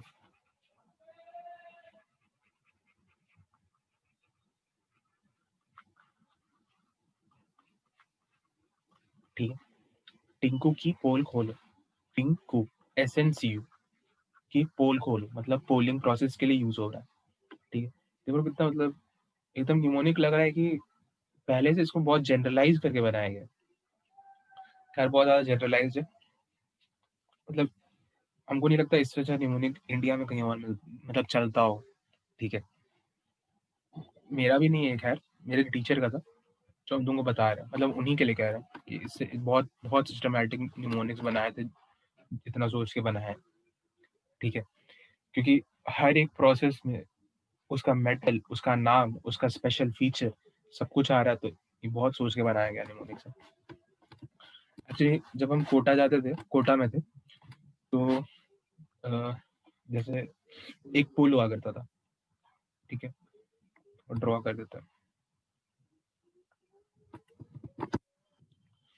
इधर सोसाइटी था, ठीक है, इधर घर घर घर घर घर जो भी है, ठीक है, इधर एक पुल होता था, ठीक है, और इसके नीचे नाला बहता था, पूरे कोटा में नाला बहता है, ठीक है। तो और यहाँ पे फिर आता था फिर से एक जमीन का टुकड़ा और यहाँ पे था एलन, ठीक है। तो अब अपने को अगर यहाँ से यहाँ तक पहुँचना रहता था तो एक तो नाली से क्रॉस कर सकते थे और दूसरा तरीका ये होता था कि अगर जैसे सपोज हम यहाँ रहते हैं, ठीक है, तो हम यहाँ से तुरंत ऐसे चले जाएं, या फिर इधर भी जमीन तो है ही, इधर पूरा जमीन है और इधर भी पूरा जमीन है, ठीक है। तो यहाँ से होके चले जाए, ठीक है। लेकिन अब इतना कौन डिस्टेंस ट्रैवल करे, तो हर कोई यहीं से जाता था और यहाँ से इतना खतरनाक बदबू आता था, इतना खतरनाक बदबू आता था। हम लिटरली जब पहले दिन आए थे ना कोटा और इसके ऊपर जा रहे थे, तो हम उल्टी किए थे, ठीक है। और जब हम कोटा छोड़ रहे थे तो लगा था ये बदबू कहाँ है, ये तो आदत हो गया है, ठीक है। तो इस पुल का एक स्पेशल फीचर था कि इस पुल पे तुमको बहुत लोग दिख जाता था। यहाँ पे तुमको मेस वाला, नया मेस को स्टार्ट हो रहा है तो यहाँ पे तुमको पैम्पलेट बांटते रहता था। थोड़ा आगे बढ़ोगे तो भीख मांगने वाला, थोड़ा आगे बढ़ते थे तो एक लड़की रहती थी, हमेशा एक लड़की रहती थी जो भीख मांगती थी और सबको बोलती थी कि पैसा दो नहीं तो आगे नहीं जाने देंगे। यहाँ पे बेसिकली गेट होता था, छोटा सा होता है ना वो सर्कल वाला गेट जिसमें घूम के जाना पड़ता है, उस टाइप का था। और बोलती थी पैसा दो नहीं तो आगे नहीं जाने देंगे। तो तुम पैसा नहीं देते थे तो तुमको बोलने लगती थी तुम्हारा शादी नहीं होगा, तुम्हारा ये नहीं होगा, तुम फेल वेल का बात नहीं होता, तुम्हारा शादी नहीं होगा, यही सीधे बोलती थी। तो कोई उसके मुंह नहीं लगता था, सीधे 10-10 रुपए थे के आगे बढ़ता था, सब दिन का कमाई बहुत होता था, ठीक है। यहाँ से निकलोगे तो यहाँ जब तुम फाइनली पहुंचोगे इस गेट से पहले, ठीक है, इस गेट से पहले तुमको एक बंदा मिलता था, जैसे कोई नया कोई इंडिविजुअल टीचर अपना कोचिंग स्टार्ट कर रहा है, ठीक है। तो ये वाला जो बंदा था ये तुमको एक पैम्पलेट देता था, ठीक है। और इस पैम्पलेट में उसका कोचिंग का डिटेल्स नहीं लिखा रहता था, ठीक है। उसमें न्यूमोनिक्स लिखा रहता था। जनरली अगर अगर नया बैच स्टार्ट हुआ है, जैसे अगर पूरा फिजिक्स केमिस्ट्री मैथ स्टार्ट हुआ है तो क्या करेगा कि ऑर्गेनिक का, जैसे तुम लोग अब तो खैर जो लोग 12th में इसका ऑर्गेनिक हो गया उन लोग के लिए कह रहे हैं कि जैसे तुम लोग वो पढ़े होगे डायाजो बनता है, ये कुछ इस टाइप का, यहाँ एन एन और यहाँ पे फिर से एक बेंजीन रिंग और इसका कुछ कलर होता है येलो ऑरेंज। फिर यहाँ पे अगर CH3 लगा दिया, यहाँ पे कुछ लगा दिया तो कलर बदल जाता है। फिर यहाँ पे कुछ और लगा दिया, यहाँ कुछ और लगा दिया तो कलर बदल जाता है, ठीक है। तो ऐसे ही 4-5 कलर होते हैं। तो सबका कलर का तुमको याद रखने का आसान तरीका बताता है। इनऑर्गेनिक के लिए सॉल्ट एनालिसिस का न्यूमोनिक्स बताता है, ठीक है। और मेटलर्जी का यही सब चीज का न्यूमोनिक्स बताता है, ठीक है। तो हम हर दिन जाते थे, हर दिन एक पेपर उठा के ले आते थे, ठीक है। और क्लास में जनरली कोशिश करते थे तो सब पहले चले जाए और क्लास में बैठ के उसको पढ़ते थे। पढ़ने में मजा आता था, कॉमिक जैसा रहता था, एकदम मस्त मस्त न्यूमोनिक रहता था। तो हम सबका न्यूमोनिक पढ़े थे और हमको सबसे बेस्ट ये वाला लगा था, ठीक है, जो हम लोग को पढ़ाया गया था। एक्चुअली ये सब न्यूमोनिक भी खराब नहीं था कि it was bad, it was very good. मतलब ये सब भी ऐसा था कि बहुत लॉजिकल, बहुत सोच के बनाया गया, ठीक है, इस टाइप का न्यूमोनिक्स था। लेकिन वही हम सोचते थे, कंपैरिजन करते थे कि बोकारो में या फिर कहीं पे भी तुमको ये सब पढ़ाया भी नहीं जाएगा और यहाँ पे सब चीज फ्री में बट रहा है। और बहुत लोग तो यहाँ पे लेके उसके सामने रोल करके नाली में फेंक देता था, ठीक है, इतना हो जाता था। फिर भी वहां पे फ्री में बैठता था और यहाँ पे तुम लोग को पैसा देने के बाद भी नहीं मिलता। सप्लाई एंड डिमांड का खेल है बस, ठीक है। ठीक है, आगे कंटिन्यू करते हैं।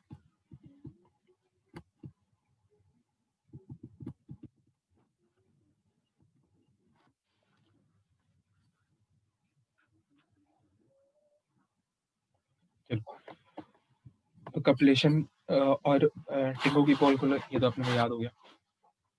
कपलेशन में तुम लोग ऐसे याद रख सकते हो कि अगर ये सेंटेंस ही याद रखो,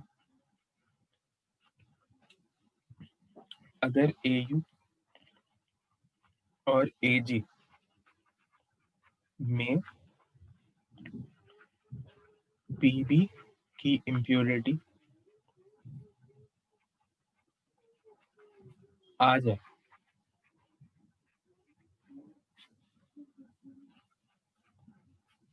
तो हाथ में देते हैं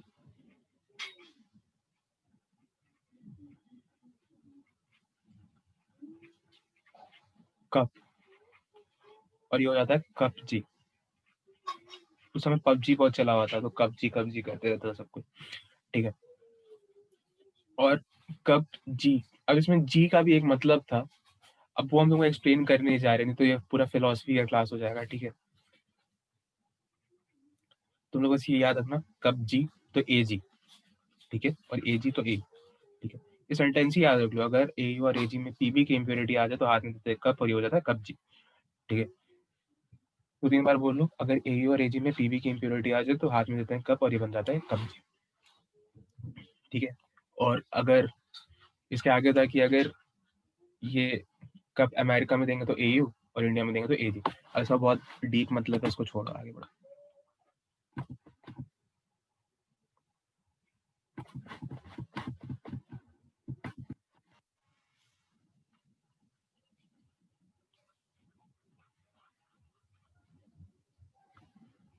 इतना हो गया अपना, ये तो अपना ऑक्सीडेशन मेथड्स भी कंप्लीट हुआ। अब यहाँ पे अपने पास आता है अदर मेथड।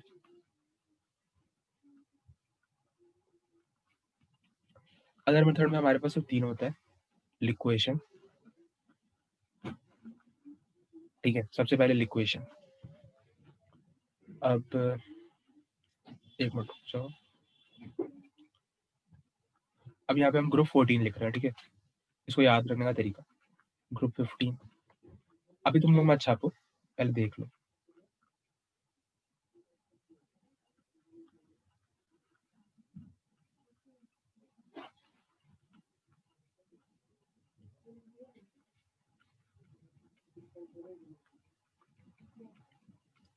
ठीक है, अब लिक्वेशन किस में होता है वो तुमको बताना है। अब तुमको इसमें लिक्वेशन कौन सा अल्फाबेट स्टार्ट होता है, एल से स्टार्ट होता है। तो अगर तुमको मतलब वो होता है ना, इज्जत से एल लिखना है, तुम्हारे पास क्या पॉसिबिलिटी बचता है एल लिखने का, एल मतलब एल, ठीक है। तो तुम्हारे पास सिर्फ एक ही पॉसिबिलिटी बचता है कि इस लास्ट के एलिमेंट को पकड़ो और यहाँ पे एल लिख दो, ठीक है। अब ये एल का लेंथ बड़ा भी हो सकता है, लेकिन अपन ये 3 एलिमेंट को पकड़ते हैं, एस एन, पी वी और बी आई, ठीक है, और यहाँ पे एक एल लिख देते हैं, ठीक है। तो इन 3 एलिमेंट्स के लिए लिक्वेशन होता है, ठीक है, याद रहेगा। लिक्वेशन में एल लिखना है, एस एन, पी वी और बी आई के लिए, ठीक। स्पेशल मेथड में इसके बाद दूसरा होता है डिस्टिलेशन। डिस्टिलेशन में अपन करते हैं जिंक, कैडमियम, मर्करी, ठीक है। जिंक, कैडमियम, मर्करी, जो लोग टी लॉक पढ़ा है, हम जिंक पढ़ा है, ठीक है, क्लास 12 में पढ़ा है, तो जिंक, कैडमियम, मर्करी का हम जिक्र नहीं किया, लेकिन तुम लोग अगर एक बार एनसीईआरटी रीड किए होगे तो तुमको एक चीज पता चला होगी, हर चीज का एक्सेप्शन होता है जिंक, कैडमियम, मर्करी, ठीक है, और जिंक, कैडमियम, मर्करी तुरंत तुरंत याद हो जाता है। तो zinc, cadmium, mercury, zinc, cadmium, mercury तो सबको याद होता है, ठीक है। एक्चुअली ये ऐसे ही होता है, जिंक, कैडमियम, मर्करी एक के नीचे एक के नीचे एक ऐसे आता है, ठीक है, समझ रहे हो, ग्रुप में रहता है।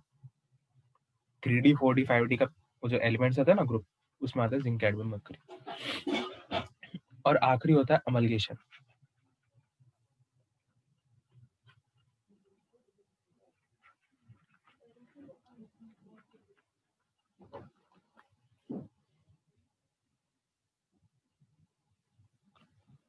तो अमलगेशन में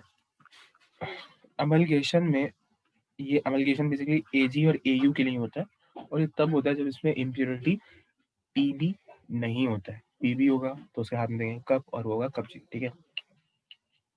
और अमलगेशन तब करता है जब एयू और एजी कहीं और मतलब मेटल हो, लेकिन उसमें इम्प्योरिटी कोई और चीज का हो, समझ में आ रहा है, किसी और चीज का इम्प्योरिटी होगा तो हम लोग यहाँ पे अमलगेशन करेंगे। अब यहाँ पे कपलेशन और अमलगेशन को जोड़ते हुए एक निमोनिक था, लेकिन वो भी बहुत डीप मीनिंग में है, पता नहीं तुम लोग को उतना समझ में आएगा कि नहीं आएगा।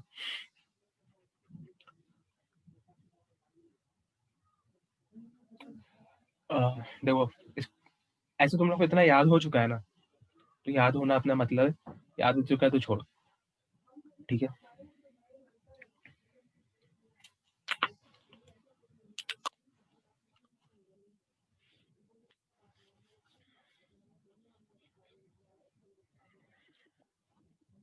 हो गया, मतलब इतना ही मेथड्स है, ठीक है, इससे ज्यादा कोई और मेथड नहीं है। तो अब तुम लोग बोलो, कुछ कहना चाहोगे, कुछ पूछना चाहोगे?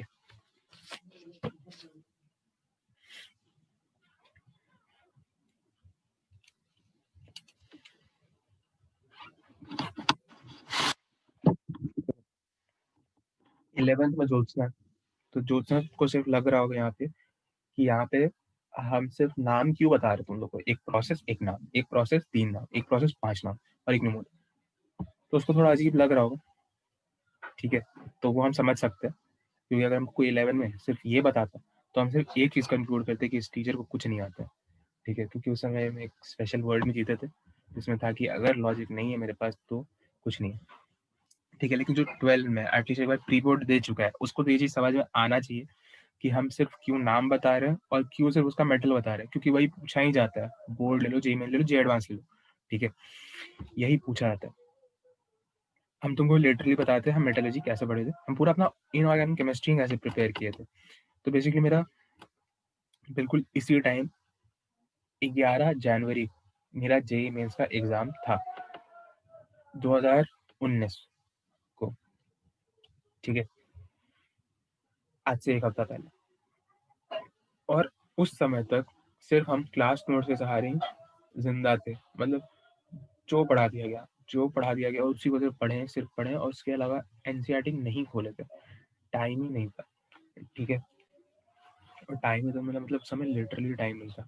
आज भी अगर हम किसी को कहते हैं मेरे पास टाइम नहीं है, मेरे पास बहुत टाइम है, बहुत ज़्यादा टाइम हम वेस्ट कर रहे हैं, उस समय नहीं था, लिटरली नहीं था, सोना खाना पीना उठना सब चीज़ एकदम चेंज हो चुका था, ठीक है, तो उस टाइम हम सिर्फ यही पढ़े थे।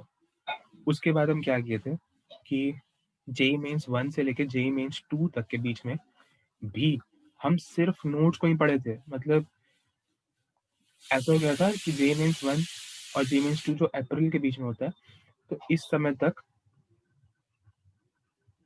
और इस समय के बीच में हम सिर्फ नोट्स को पढ़े थे, इनऑर्गेनिक केमिस्ट्री के लिए ही नहीं, हर सब्जेक्ट, और सब्जेक्ट के लिए तो कुछ बुक पढ़ना भी नहीं पड़ता है, तो हम सिर्फ नोट्स पढ़े थे। मतलब ऐसा हो गया था कि हम जो मेरा पूरा नोट्स था उसको कम से कम 5 से 6 बार पूरी तरीके से ढंग से याद किए होते, और लास्ट तक ऐसा हो गया था कि हमको अगर अपना पूरा इनऑर्गेनिक केमिस्ट्री का नोट्स रिवाइज करना है तो मेरा मैक्सिमम 1 दिन में लगता था रिविजन, अगर हम पूरा अपना नोट्स रिवाइज कर रहे हैं, और हमको सिर्फ 1 घंटा लगता था अगर हम अपने हैंडबुक से रिवाइज करते थे, ठीक है, क्योंकि हम इतना बार उसको देख लेते, इतना बार रिवाइज किए थे।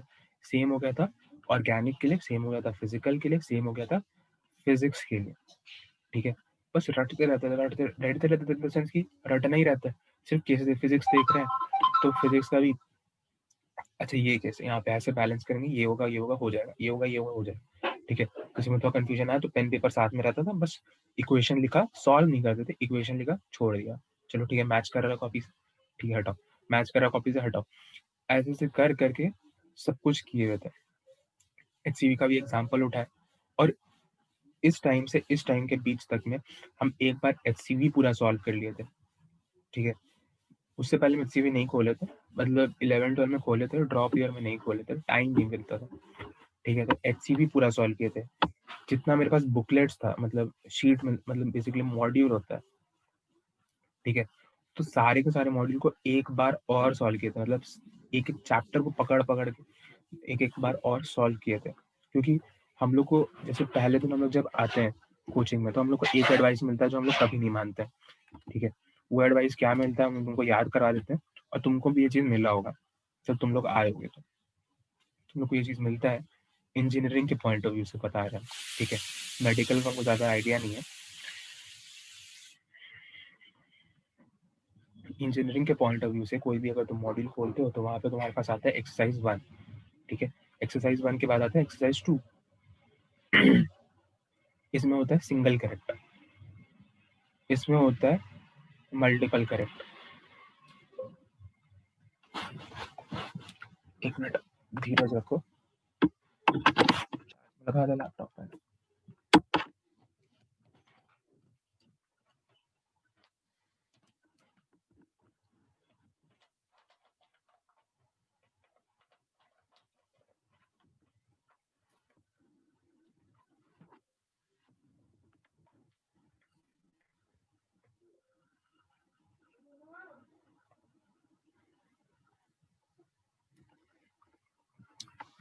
ठीक है। तो सबसे पहले आता था सिंगल करेक्ट और फिर आता था मल्टीपल करेक्ट।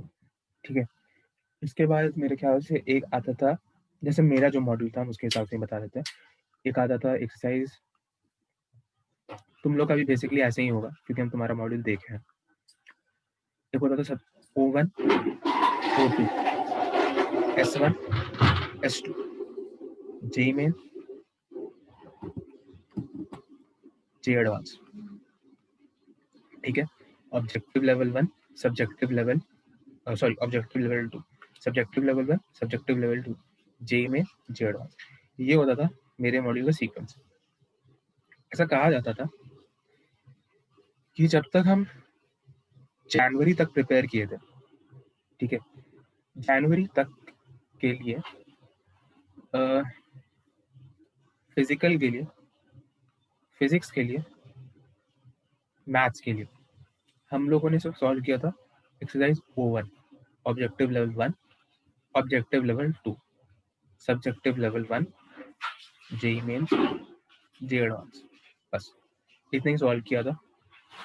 S2 नहीं करते थे, वहाँ पे टीचर्स कहते थे S2 बहुत हार्ड होता है, जहाँ पे पता नहीं ऐसा एक ट्रेंड सा हो गया है कि अगर तुम मतलब एटलीस्ट हम बोकारो का जानते हैं, तो बोकारो में अगर तुम पढ़ रहे हो तो जब तक तुम S2 नहीं सॉल्व करोगे तब तक पता नहीं क्यों टीचर को भी फील नहीं आता और बच्चों को वो लोग फील आने नहीं देता है। ठीक है, कि उन लोग का रहता है कि नहीं S2 से ही स्टार्ट करना है, और वो लोग ऐसा एक क्रेज बना देता है कि अगर जब तक तुम लोग S2 नहीं सॉल्व किया तब तक तो तुम्हारा कुछ होना ही नहीं। लेकिन हम लोग का यहाँ तक में S2 ही को हटवा दिया था। बेसिकली हम लोग का मॉड्यूल जो होता था वो बहुत मोटा होता था। बीच सेमेस्टर नोटिफिकेशन आया कि जेई में सुबह जनवरी में होने वाला है, तो मॉड्यूल को पतला कर दिया। पतला करने के बाद भी इसमें से बहुत सारे क्वेश्चन छाटा था, बहुत क्वेश्चन हटाया था। और जो मान लो एक चैप्टर है अगर स्ट्रेट लाइन, उसका जो मॉड्यूल है वो मान लो कि 100 पेज का है थ्योरी में लाके, तो उसको वो लोग कट शॉर्ट करके 20 पेज में कर दिया था, जिसमें 20 पेज में से 18 पेज क्वेश्चन है और 1 पेज थ्योरी। ठीक है, तो इस हिसाब से वो लोग फिर इसको मैनिपुलेट किया था। ठीक है, तो इतना जो चीज रहता है यही सिर्फ काम का होता है बेसिकली। ये जो S2 का एग्जाम एक्सरसाइज होता है ना, वहां पे हम लोग को टीचर बोलते हैं इसका कोई काम नहीं होता है, टाइम पास के लिए बनाया हुआ है, ओलंपियाड के क्वेश्चन है, जेई में आने नहीं है, टाइम मिलेगा तो करेंगे आखिरी में, बस इतना बोल के हम लोग को छोड़ देते थे और बोलते थे इतना एक्सरसाइज का बार बार तैयारी करना। ठीक है, तो सिर्फ एक साल अपने लाइफ में जो टीचर बोला था एकदम वर्ड टू वर्ड फॉलो किए थे। जितना वो लोग होमवर्क दिया बस उतना ही किए। उन लोगों ने कहा था इसको कर लेना, इसको किए, और इसको हम एक बार नहीं किए थे, इसको हम जेई मेन से पहले एक बार कर चुके थे। ठीक है, जेई मेंस का आखिरी जब 10 दिन बचा था तो सबका हम सिर्फ कर रहे थे, मतलब मेरे को प्रिपरेशन के लिए, तुम लोग के पास अभी छुट्टी है, हम लोग के पास उसमें छुट्टी नहीं होता था। मेरा 31 दिसंबर को आखिरी क्लास था। ठीक है, और 11 जैन को पेपर था। लेकिन इतना था कि इतना बार रिवीजन ही मतलब टाइम निकाल निकाल के कर लिए थे कि हमको पता था कि हमको सिर्फ 1 हफ्ते का समय चाहिए और 1 हफ्ते में मेरा हो जाएगा फिर से। ठीक है, तो बस इतना ही टाइम अपने को मिला था। तो जेई में इसका जो पेपर था इसको हम बार बार मतलब हो सकता है 3 या 4 बार जेई मेन से पहले तक जेई मेन्स का पेपर सारा कर लिए थे। ठीक है, और इसका बहुत फायदा भी देखने को मिला। तो फिजिक्स मेरा मतलब, और मैथ जो था मेरा, मैथ में कम नंबर आया था, मेंस में कम नहीं आया था। मेंस में मेरे 80 नंबर आए थे और 80 नंबर एक मतलब अच्छा डिसेंट स्कोर मानते हैं मैथ्स में। ठीक है, तो जी लेकिन एडवांस मैथ्स में खराब नंबर आया था, ये हम मानते हैं। तो इसीलिए जेई मेंस वाले एक्सरसाइज को बार बार किए थे, और इसमें से जितना भी सिंगल करेक्ट क्वेश्चन था उसको इतना बार रगड़े थे कि वहां पे अगर कोई क्वेश्चन का पैटर्न भी दिख गया, मतलब मेरा पेपर सॉल्व करने का अटेम्प्ट ऐसे ही रहता था। सिंपल, केमिस्ट्री खुला, केमिस्ट्री में हम उस हिसाब से बता रहे कि उसमें 30 क्वेश्चन आते थे। ठीक है, उस पैटर्न पे बता रहा।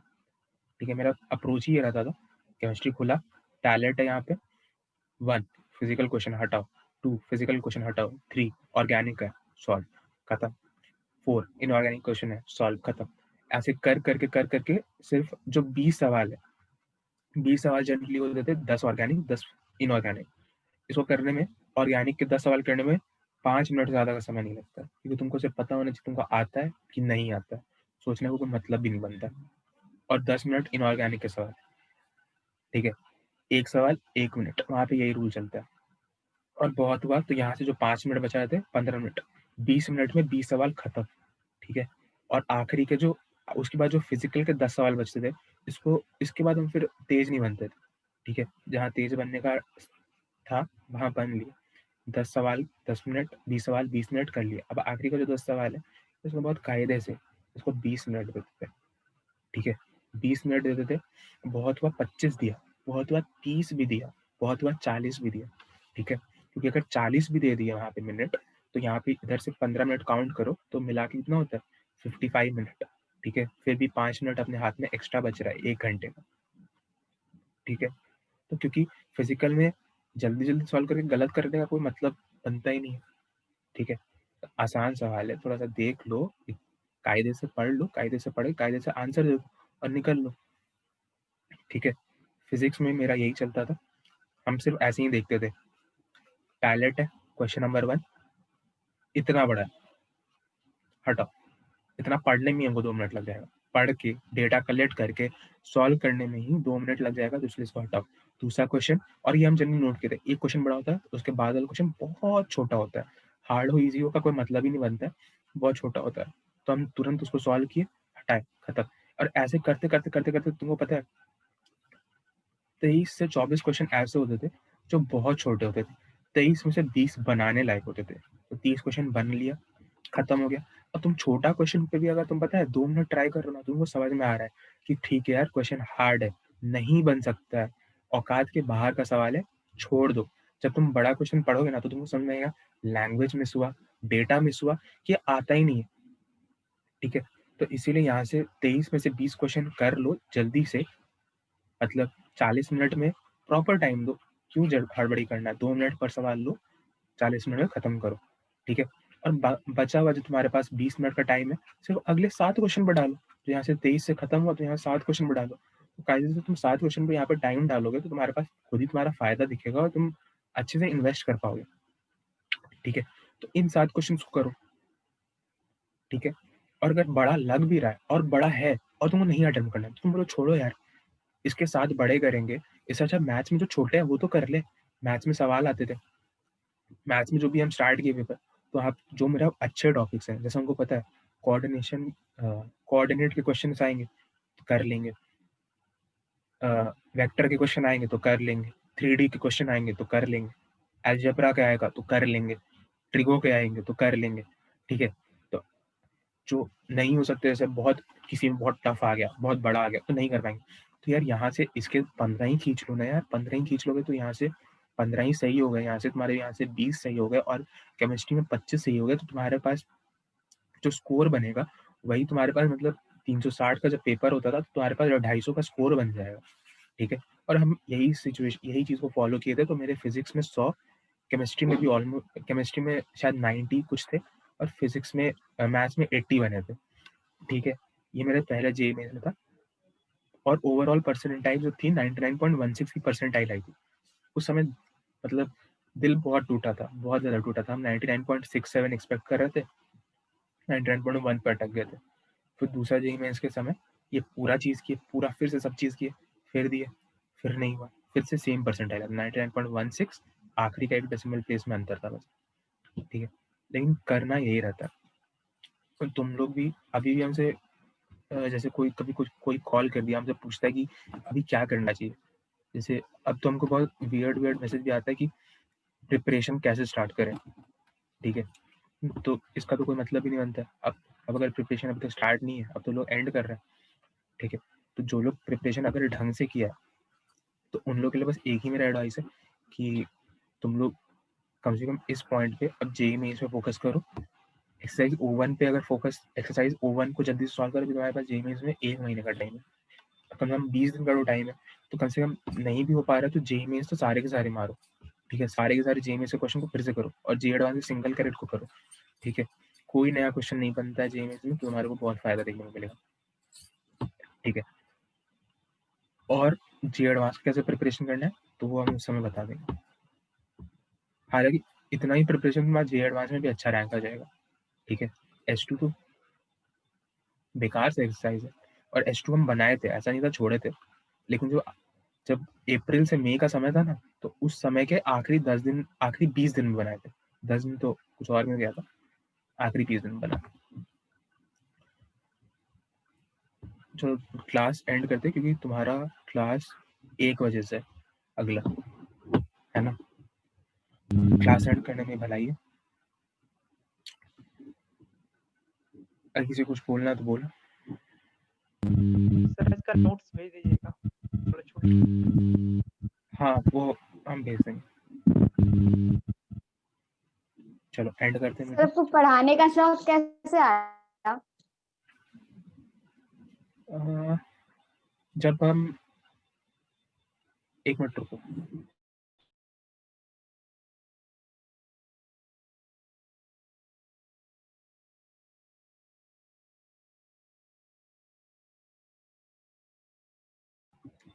जब हम बोकारो में थे, ठीक है, तो बोकारो में एक्चुअली हम जब पढ़ रहे थे 12 में, तो हमको एक बहुत ज़्यादा बिट्रेड फील हुआ था। ठीक है, बिट्रेड का मतलब होता है धोखा लगाना। हम कोचिंग में पैसा दी, कोचिंग हमको इनऑर्गेनिक पढ़ाया ही नहीं। ठीक है, उस दिन हमको इतना नफरत हो गया था बोकारो से, इतना नफरत हो गया था यहाँ के टीचर से। ठीक है, जितनी नफरत हम किसी से नहीं करते अपने लाइफ में। ठीक है, सच बता रहे। ठीक है, और पता है जब हम कोटा आए थे, तो मेरा एक्चुअली बैच था LN में TOX1 था। ठीक है, और एक और बैच होता है TOV1 होता था। तो TOV1 बेसिकली मतलब एक्स एलेनाइट्स के लिए होता था, मतलब वो बच्चे जो कोटा में तैयारी किए उन लोगों का फर्स्ट बैच होता था। और जो बच्चे बाहर से आए जिनका मेंस में रैंक अच्छा था और वो फिर से तैयारी करना चाहते हैं, उन लोग का TOX1 बैच होता था। तो हम जाके बोले कि मेरा रैंक बहुत अच्छा है, हम मैनेज कर लेंगे, हम TOV1 में जाएंगे। उन्होंने मेरा रैंक देखा, बोला ठीक है तुम मैनेज कर लोगे, तुम जाओ TOV1, कल से ज्वाइन करना, आज TOX1 में क्लास कर लो। ठीक है, पहला क्लास हुआ। ठीक है, पहला लेक्चर हुआ, मैथ्स का हुआ। ठीक है, टीचर अच्छे थे। फिजिक्स का हुआ, टीचर अच्छे थे, बहुत अच्छे थे। टीचर की रैंक अच्छी थी, और अच्छा लगा। ठीक है, उसके बाद ऑर्गेनिक क्लास हुआ, मतलब वो होता है ना कि एकदम जो दिल को छू जाता है क्लास। ठीक है, वो छू गया। ठीक है, उसके बाद इनऑर्गेनिक का क्लास हुआ। इनऑर्गेनिक का पहला क्लास में पता है क्या पढ़ाया था हम लोगों को? Chemical bonding. लेकिन वो बॉन्डिंग को ऐसा एक्सप्लेन किए थे, वो कोई हमको नया कॉन्सेप्ट नहीं बताए थे, कोई कंसेप्ट ही नहीं बताए थे। वो इतना कहानी सुनाए थे, इतना मजा करवाए थे कि मेरा मतलब एकदम दिल छू गया। और फिर उसी दिन हम डिसाइड किए थे कि मतलब उस दिन तो नहीं डिसाइड किया था एक्चुअली, उसके अंदर कोर्स आगे उस दिन हम फिर ये डिसाइड कर लिए थे कि हम TOV1 में नहीं जाएंगे। और TOV1 में एक्चुअली सुदर्शन गुहा, अगर तुम लोग नाम सुनोगे तो वो पढ़ा रहे थे ये वाला, और हम लोग के बैच में दूसरे पढ़ा रहे थे। लेकिन लास्ट में क्या हुआ कि TOV1 का सारा बच्चा हम लोग के क्लास में आने लगा था। वो इतना अच्छा इन्वायरमेंट पढ़ा रहे थे, इतने अच्छे टीचर थे, इतना कहानी सुनाते थे, तो मजा आ जाता था। दिन भर का सारा थकान निकल जाता था उनके क्लास में बैठ के। ठीक है, इतना हंसते थे, इतना RBC का फ्लो हो जाता था शरीर में, मजा आ जाता था। और उसके बाद ही फिर हम जब छोड़ के वापस आ रहे थे, उस अभी तक रिजल्ट नहीं आता, लेकिन हम सोचे थे कि हम एटलीस्ट 1 साल अपने टाइम का इनऑर्गेनिक केमिस्ट्री पढ़ाएंगे। ठीक है, हम ये सोच रखे थे, क्योंकि और बोकारो में ही पढ़ाएंगे, क्योंकि बोकारो में बहुत खराब कल्चर है, और अभी हम ये पढ़ा दे रहे हैं। ठीक है, अभी मेरा वीडियोस रिकॉर्डेड है, एटलीस्ट कोई बच्चा अगर गलती से भी यूट्यूब पे आ गया तो देख सकता है। ठीक है, क्योंकि हम जब 12 में थे तो हम यूट्यूब से ही प्रिपरेशन कर रहे थे इनऑर्गेनिक का। ठीक है, हमको लोग बोलता था पढ़ लो। वो जो लास्ट लेक्चर में लिए थे वो मेटा पायरो, वो सब हम बोले थे सर, सर सिखा दीजिए, सर प्लीज आप पढ़ के हम लोग को सिखा दीजिए। नहीं सिखाया। हम बोले थे कि सर एटलीस्ट आप क्लास में सिर्फ रीड कर दीजिए NCERT। आप अगर कोई टीचर रीड करता है तो फिर कम से कम थोड़ा मोटिवेशन आता है कि यार हम भी कर लेंगे, घर जाके हम उसको पढ़ लेंगे। वो भी नहीं हुआ था, और उस समय उनको बहुत ज़्यादा बुरा लगा था। कितना बुरा लगा था तुम लोगों को बता नहीं सकते। तो हम सोचा एटलीस्ट 1 साल तुम लोगों को पढ़ा देंगे। कोई अगर गलती से भी बच्चा घूमते फिरते यूट्यूब पे किसी के भी चैनल पे आ जाता है, देख लेता है, कम से कम उसका भला हो जाए। ठीक है, तो बस यही था मोटिवेशन। अब तो खैर बहुत सारा काम भी आ गया, अब कोडिंग भी करना है, इंटर्न का तैयारी करना है, ठीक है। तो खैर लेकिन तुम लोग का बैच हो ही जाएगा, उसके बाद से शायद ना हो। तुम लोग को इनऑर्गेनिक पढ़ाएंगे, उसके बाद शायद खत्म हो जाएगा। मतलब ऐसे था, मेरा बहुत शौक था कि हम पढ़ाएं, और मेरा मन था कि हम कोटा ही जाके पढ़ाएं, ठीक है। मतलब मेरा शौक था कि एटलीस्ट इनिशियल 2 साल अपने करियर का हम पढ़ाएं, ठीक है। लेकिन यार मेरे मम्मी पापा को पसंद नहीं कि मतलब इन लॉन्ग टर्म टीचर बने, ठीक है। तो बस इसीलिए छोड़ना पड़ेगा, कुछ उन लोग का भी देखना पड़ता है। हालांकि टीचर को बहुत पैसा मिलता है, तुम लोग भी जानते हो, कोटा में करोड़ों करोड़ों में मिलता है, लेकिन वो थोड़ा एक्सपीरियंस के बाद आता है, और मेरे को सिर्फ 2-3 साल करना है। तो 3 साल के बाद मेरा बहुत मतलब कुछ और करना है, तो फिर इसके वजह से छोड़ना ही पड़ेगा, ठीक है। चलो सब तो बात का बात है। चलो ठीक है, हम ऐड करते हैं, ठीक है, क्योंकि बहुत लोग का 1 बजे से क्लास है, 10 मिनट का ही सिर्फ ब्रेक मिल पाएगा। हम लोग फिर नेक्स्ट क्लास हम कोशिश करेंगे ना कि 11th वालों का हटा दें यहाँ से, मतलब जो तुमको हटा दें, ठीक है। तुम्हारा अलग क्लास चलेगा, क्योंकि तुमको इसका अभी ज़रूरत नहीं है, ठीक है। तुम लोग का अलग चलेगा, इसके यहाँ से हम लोग फिर से कभी और स्टार्ट कर लेंगे, ठीक है। चलो एंड करते हैं, ठीक है। Thank you sir. Thank you.